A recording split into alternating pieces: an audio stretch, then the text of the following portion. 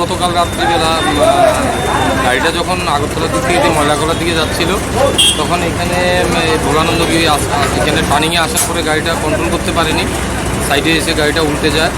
তখন সাথে সাথে আমাদের নাইট মোবাইল, সিটি মোবাইল ছিল, গাড়ি আসে, ড্রাইভার এবং যারা ছিল এখানে তাদের বের করে হসপিটালে নিয়ে যায়। তো রাস্তা খালি থাকাতে এমনিতে বড় ধরনের কোনো হতাহত হয়নি কোনো মানুষের। এখন পুরো পরিষদের পক্ষ থেকে অফিসাররা এসছেন, আমরা পুলিশের সহকারে নো এন্ট্রি লাগিয়েছি, গাড়িটাকে উঠানোর জন্য আমরা চেষ্টা করছি। রোড ডাইভার্ট করে দেওয়া হয়েছে, দুদিকে রোড ডাইভার্ট করে দেওয়া হয়েছে। ড্রাইভার হসপিটালে নিয়ে গেছে, মোটামুটি ভালোই আছে, সুস্থ আছে।